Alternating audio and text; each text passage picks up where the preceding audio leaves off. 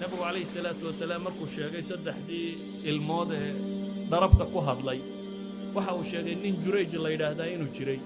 oo caabid ah oo meel u baxay keligii meeluu ku cibaadaysto oo guri intuu dhistay dabaqa yara sare gala oo halkaa keligii ku cibaadaysta hooyadii baa soo booqato u timi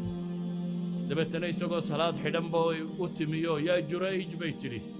ummii wa salaatii buu yidhi hooyo iyo salaad dabeetana salaaddu iska watay hooyo way iska noqotay maalin labaad bay timi sidii si leeg buu ugu yeedhay haddana ninkani waa nin cibaado u go'ay hooyo iyo salaad buu yidhi dabeetana salaaddii buu iska watay mar saddexaad bay u timi sidii oo kalaa dhacday dabeetana way habaartay ninkan caabidkii halkaa ku jira ilaahu isaga iyo dumarka xunxun istus bay tiri waxay ku habaartay isaga iyo muumisaadka dumarka xunxuni inay sarkaan waxaa la yidhaahdaa qisada meeshan waxaa degganayd gabadh aad u qurux badan oo haddana dumarka xun ka tirsan dabeetana iyadoo Jurayj la ammaanayo cibaadadiisa laga warramayo ay maqashay waxay tidhi kaa sheegaysaan bal aniga igu dhiga waxaan ku sameeyo anaa idin tusi doona dadka badh baa shayaadiina oo xumaha jecel qof aan waxba u geysan bay waxay leedahay anaa xadhigga weydaarin doonay aniga igu sima way soo baxday Jurayj waa isu bandhigtay laakiin ninkani cibaado u go'ay qawsaar ama dhoobisa u taqaaniin mid xoola raaco meesha jooga ayay gabadhii isu dhigtay ilmay dhasha yaa dhalay baa la yidhi ilmahana waxay tidhi Jurayj baa dhalay Jurayj baa sawmacadiisii baa la dumiyey meeshii uu ku cibaadaysan jiray baa la yidhi tuugga xumeeyo intuu hablaha u weydaartaa buu halkan wadaad iska dhigaya waxaa dhacday markaa wuxuu yidhi war bal ilmaha u yeedha ilmihii baa la keenay ilmihii buu gujiyey laba ragcadood buu tukado kadib intuu ilmihii gujiyo yidhi man abuk war aabbaha waayo ilmihii yaraa baa ilaahay ka hadiyey wuxuu yidhi waa qawsaarka gela adhiga raaca waa ninka xoolaha jira qisadani laba wax bay tilmaamaysaa kow waxay tilmaamaysaa cibaadada anfaceeda waxay kaloo tilmaamaysaa weligaaba cibaado badno waa haddii odag iyo islaantu wax kaaga tagaan inaad khatar ku sugan tahay waayo islaantaasi habaarkay habaartay waa la istusay isaga iyo wixii ay ku habaartay isagana markii dambe ilaahay wuxuu ku badbaadiyey oo ku karaameeyey cibaadadiisii tirada badnayd ee uu samaynayey asalna waxaabay culammadu leeyihin faradka loogama baxo laakiin adoo sunno ku jira haddii waalidku yeedho waxaa waajib kugu ah inaad haa tidhaahdo waayo sunnuhu waa sunne waalidka inaad u jawaabtaana waa faral idan waa inaad ka baxdaa bay culammadu yidhaahdaana aad u jawaabtaa waalidka abaa hurayre iyo qisadiisii saxaax ku soo aroortay abaa hurayra wuxuu leeyahay hooyaday baan u yeedhi jiray oo diinta ugu yeedhi jiray gaalad bay ahayd markaan diinta ugu yeedhanayana nebigay wax ka sheegi jirtay isagu wuxuu leeyahay kaalay oo islaamo diin buu ugu yeedhayaa iyana waxay ugu jawaabaysaa canaadnimo waxay ka qabta marka kan inay nebiga calayhi salaatu wasalaam wax ka sheegto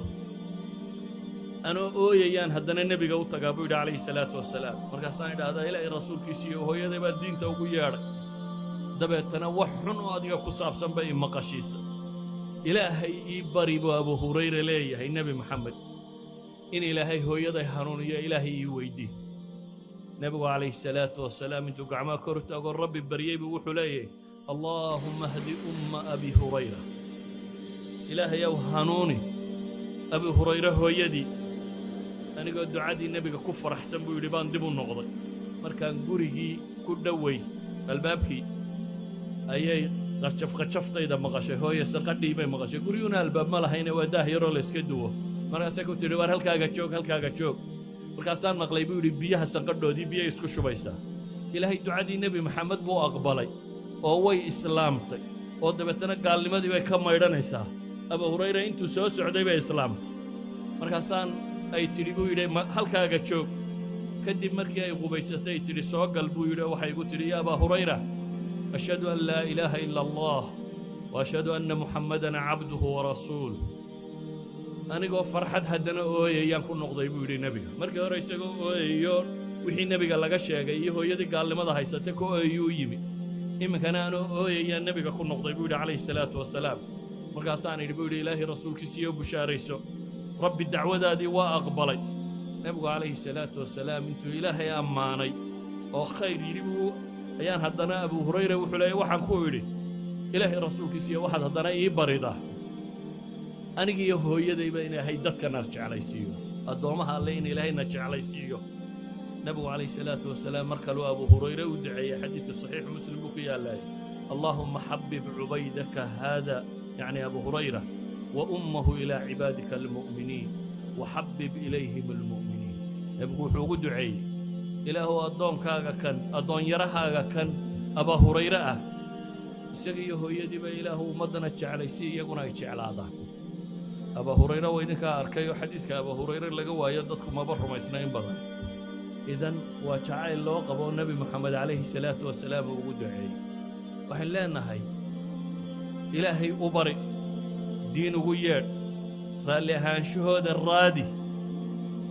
oo wax ay ka damqadaan haba yaraatee culammadu waxay dhahdaan xuquuqul waalidaynka markay tacriifinayaan waa wax uu kahado waalidkaayo aad sheegta bay dhahdaan ayan kaan saa awgeed baa nebigu wuxuu leeyahy calayhi salaatu wasalaam rida arab fii rida alwaalid wa sakhatu rabbi fii sakhati alwaalid ilaahay raalli ahaanshihiisii wuxuu ku jiraa waalidka raalli ahaanshihiisa cadhada allena waxay ku jirtaa cadhada waalidka baa layidhi waalidka haddaad ka cadhaysiiso waxay u dhowday inaad rabbigaa ka cadhaysiisa sida awgeed waxau nebigu tilmaamaya calayhi salaatu wasalaam inaad ku dadaasho waxaynu tilmaamaynaa marka waalidka habaarkiisu nebigu calayhi salaatu wasalaam wuxuu tilmaamaya axaadiista ka asaxday 3 baryo حق الله لما عليه وحكم إذا دعوة الوالد روايات كقاركودنا دعوة الوالد على ولده أي المامية هبارك وهبارو والد المهيسة وكل عيا سيبا هو يوينك وحن لا يفكر إنه هبارك برني إن كارك وكل عضية هبار بعض قبطادية وحكن هبار مقبيون إن بدنا الصوماليان وتاقلا أنا إسلامي كويدا هبار بعض قبطاد هبار كيلو دعية بقبان إذا وحفي عن qofka muslimka ah isaguna inuu wax fiican ku hadlo inaanu erayada xun carabkiisa barin saa awgeed buu nabigu wuxuu leeyahay habaarka waalidku wuu dhacaa waxaan leenahay waxaa ka mid ah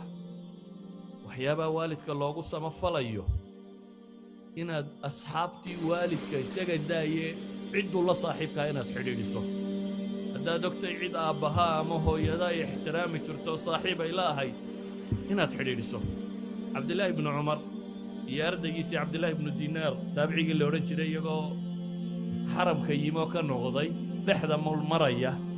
ayaa nin reer baadiyii ku soo baxay dabeetana ibnu cumar baa dameeruu fushanaana siiyey cumaamadiisiina u furay cabdillaahi ibnu dinaar baa wuxuu yidhi ibnu cumarow ninka kani waa reer baadiyuna wax yar bay ku qancaaneen haddaad cumaamadda siisay maxaa dameerka ugu dartay baa dameerkaaga iska fuushanaatay wuxuu ku yidhi ninka kana aabbihii ahlu wuddu cumar buu ahaa aabbahay saaxiibkii buu ahaa markaa aabbahay dadkuu jeclaaya saaxiibka la ahaa mar hadduu wiilkan dhalay saas baan ku xidhiidhinayaa buu tilmaamaya silatulwaalidi ahlu wuddu abiih nebigaa yidhi inna abar albir sama waxa ugu fiican xidhiidhka uu waalidku xidhiidhiyo dadkii waalidkii jeclaayeen waalidka ama aabbaha ha noqdo ama hooyada ha noqdee intay xidhiidhin jireen inaad xidhiidhiso qaababka loogu samafalo waxaa ka mid ah inaad ilaahay baryadiisa u badisid nebigu calayhi salaatu wasalaam wuxuu tilmaamay camalka bini aadamku inuu go'o ilaa iyo 3 mooyaane 3daana waxaa ka mid ahaa waladin saalixin yadcu lahu wiil saalix ah oo u soo duceeya bal nabigu calayhi salaatu wasalaam wuxuu tilmaamayaa jannada waalid ku jira ayaa darajadii uu lahaa kor looga qaadaa markaasuu yidhaahdaa annaa lihaada ilaahay intan maan shaqaysana xaggay ka timi fayuqaalu biistigfaari waladika lak waa dembi dhaafku ilmahaa dhashay ilaahay uu kuu soo weydiinayay subxaanahu wa tacaala aabbaha hadduu nool yihiyo hooyada hadday nool yihiyo hadday dhinteenba ilaahay u bari hadday nool yihiin iyo hadday dhinteenba ilaahay u bari wixii aad cibaado u samayn kartana u sameeye sharcigu baneeyey nabigu calayhi salaatu wasalaam wuxuu tilmaamay gabadh baa waxay tidhi ilaahay rasuulkiisa iyo hooyaday jaariyad baan siiyey dabeetana way dhimatay jaariyaddii waa tanadoo igu soo noqotay maxaan sameeyaa waxay ka cabsatay in sadaqada laga aqbali waayo nabigu calayhi salaatu wasalaam wuxuu ku yidhi adiguna ajarkaagii waad heshay dhaxalkana ilaahay baa kuugu soo celiye qaado calaa kulli xaal waxay jeclayd inay xajta buu yidhi ka xaj waxaan ku soo koobayaa wixii cibaado sharcigu banneeyey taan sharcigu bannayn maaha wixii sharcigu banneeyey cibaadaana u samee sala allahuma calaa muxamadin wcala aalihi wasaxbihi wasalam walxamdu lilahi rabbi alcaalamiin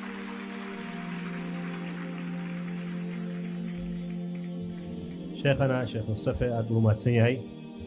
جزاك الله خيرا وحان رجينا الريكين يا أبو صوماليا جيني آدو فهمين نوصل دو مركلة